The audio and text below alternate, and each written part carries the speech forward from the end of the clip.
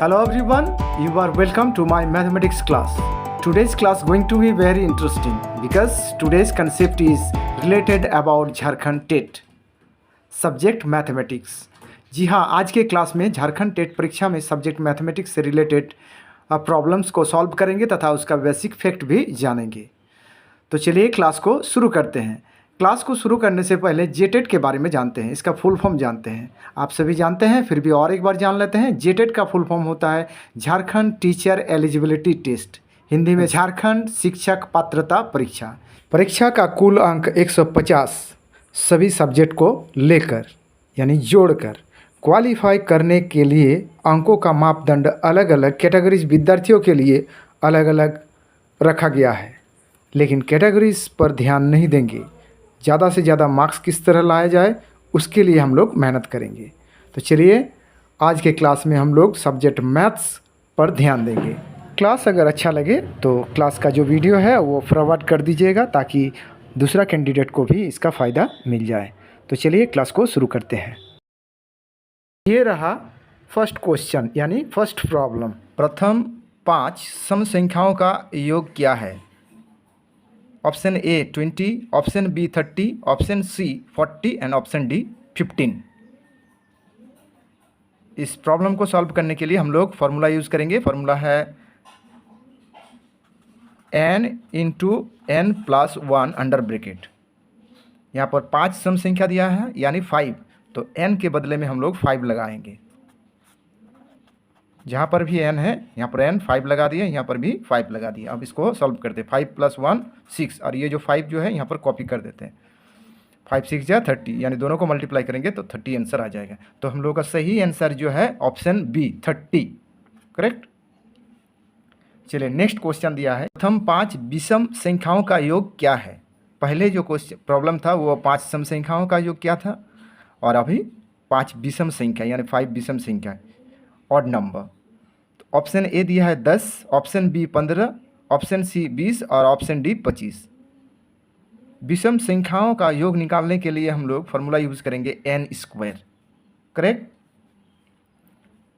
5 दिया है यानी 5, n के बदले में 5 लिख देंगे। 5² यानी 5 5 जा 25। सही आंसर 25।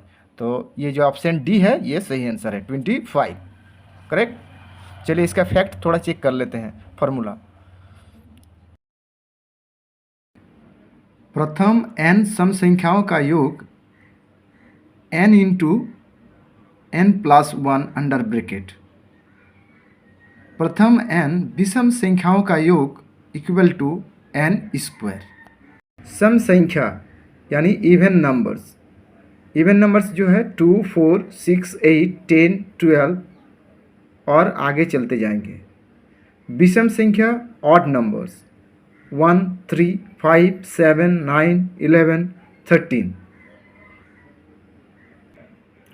पूर्ण संख्या यानी whole number 0 1 2 3 4 5 dash dash dash means आप आगे और बढ़ते जाइए।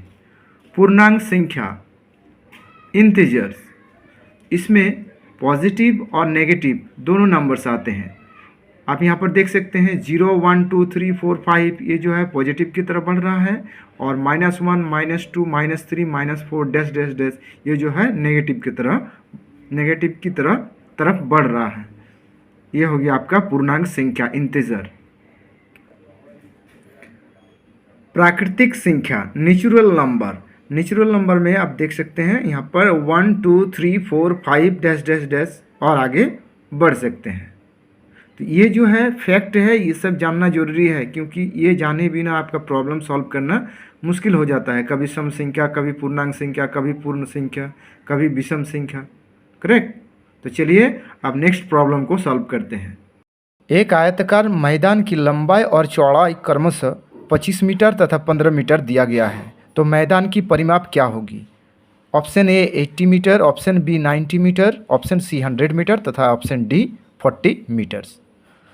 तो चलिए प्रॉब्लम को सॉल्व करते हैं। हम लोग जानते हैं कि आयताकार मैदान की परिमाप इक्वल टू 2 इंटू लंबाई जोड़ चौड़ाई यानी 2 इंटू L प्लस B। लंबाई दिया है 25, उसके जगह में 25 रख दिए और चौड़ाई जो है 15। 25 और 15 को जोड़ दिए 40 आया और 2 से मल्टीप्लाई कर दिए 80 मीटर, आंसर आ गया। Option A 80 metre is the correct answer. Next question यानी नेक्स्ट प्रॉब्लम जो दिया है, वर्ग की एक भुजा की लंबाई 8 सेंटीमीटर हो तो वर्ग की परिमाप क्या होगी? Option A 32, option B 64, option C यानी 12, ऑप्शन डी 16।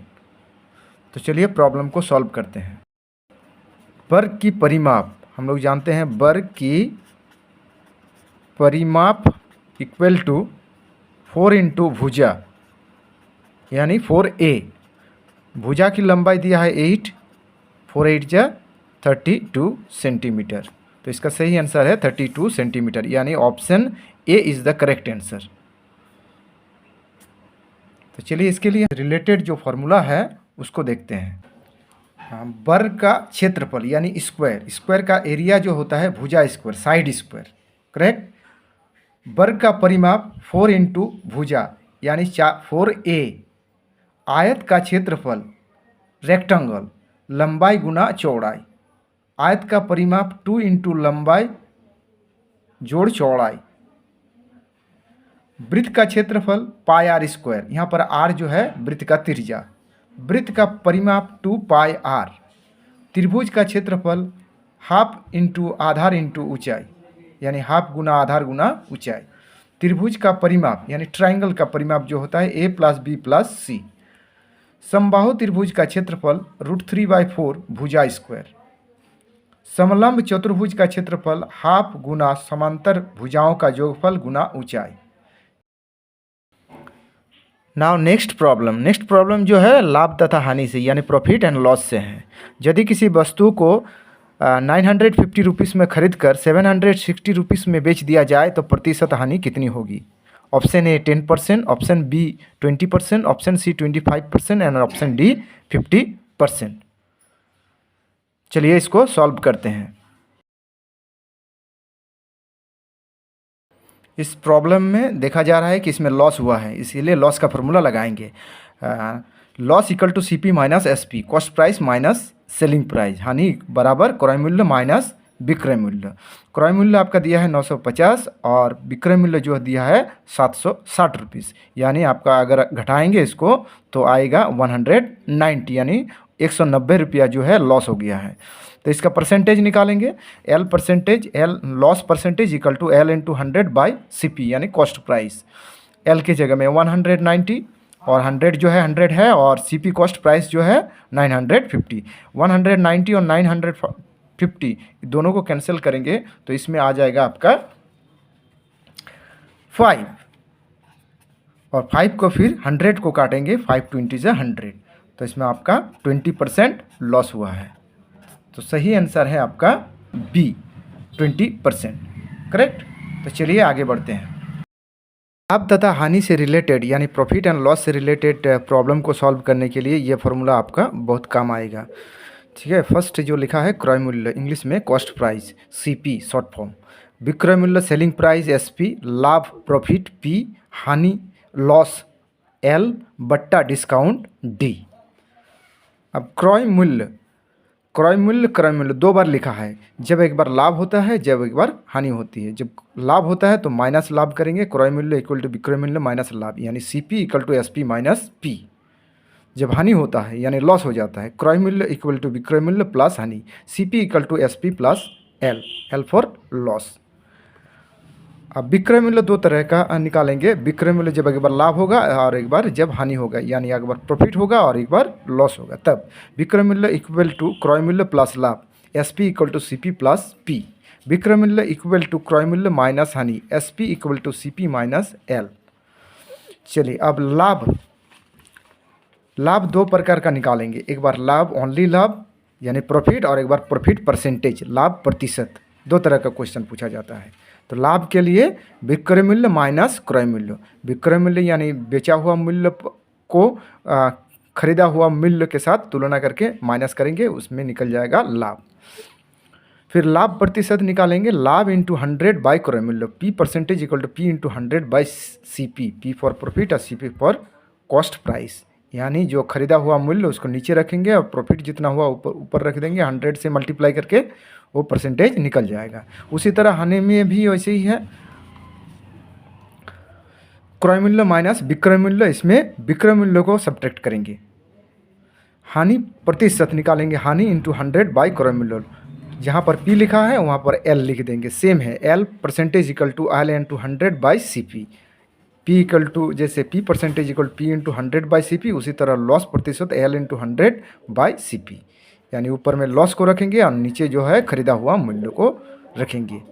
ठीक, तो चलिए आगे बढ़ते हैं। नाउ नेक्स्ट प्रॉब्लम्स जो दिया है वो लिखा है, ₹400 की एक धनराशि 5% प्रतिवर्षी की दर से 1 वर्ष के लिए उधार ली जाती है तो ब्याज कितना होगा। Option A ₹50, option B ₹30, option C ₹40 तथा ऑप्शन डी ₹20। चलिए इसको सॉल्व करते हैं। ब्याज निकालना है, इसलिए ब्याज का फॉर्मूला लगाएं, ब्याज इक्वल टू मूलधन गुना दर गुना समय बटा 100। मूलधन में 400, दर में 5 और समय जो है 1 वर्ष और नीचे जो है 100। 400 में 00, 100 में 00, इसका जो है कैंसिल कर दिए, बचा 451 मल्टीप्लाई कर दिए 20, यानी ₹20 जो है सही आंसर है। So correct answer is option D, ₹20। तो चलिए इससे रिलेटेड हम लोग फार्मूला देखते हैं।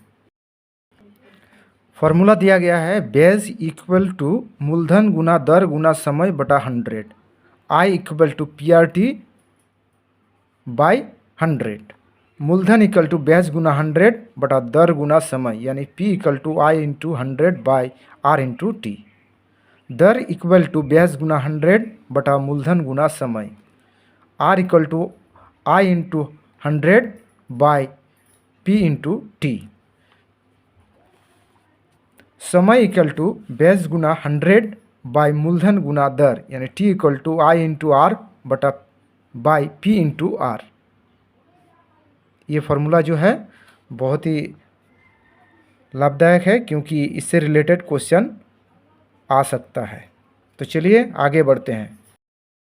नाउ नेक्स्ट अब जो है फ्रैक्शन रिलेटेड प्रॉब्लम को सॉल्व करेंगे, यानी भिन्न। भिन्न में आप जानते हैं भिन्न जो है P/Q के रूप में रहेगा, ऊपर में न्यूमरेटर नीचे डिनोमिनेटर। इसमें जो टाइप्स है फ्रैक्शन का उसको थोड़ा देख लेते हैं। सबसे पहले लिखा है लाइक फ्रैक्शन, यानी समान भिन्न। समान भिन्न में देखिए जैसे दिया है 1/2, 3/2, 5/2 एंड 13/2। इसमें नीचे जो है डिनोमिनेटर इसका सेम रहेगा, यानी D equal to D। Correct. Next जो है असमान भिन्न, अनलाइक फ्रैक्शन। अनलाइक फ्रैक्शन में जैसे एग्जांपल दिया 1/2, 3/5, 7/9, ये सब जो है डिनोमिनेटर सेम नहीं रहेगा, अलग अलग रहेंगे। सो ये जो है unlike fraction, D does not equal to D। Correct. उचित भिन्न यानी प्रॉपर फ्रैक्शन। प्रॉपर फ्रैक्शन जैसे एग्जांपल दिया है 1/2, 2/3 एंड 4/5। इससे कैसे पहचानेंगे? इसे पहचानने के लिए ये जो ऊपर का न्यूमरेटर है वो हमेशा छोटा रहेगा डिनोमिनेटर से, इसीलिए लिख दिए n smaller than D। Next जो है अनुचित भिन्न, इम्प्रॉपर फ्रैक्शन। इम्प्रॉपर फ्रैक्शन में ठीक इसका उल्टा, जैसे 5/2, 7/3 एंड 9/5। इसमें जो है उचित भिन्न यानी प्रॉपर फ्रैक्शन से जस्ट ऑपोजिट होता है इसका।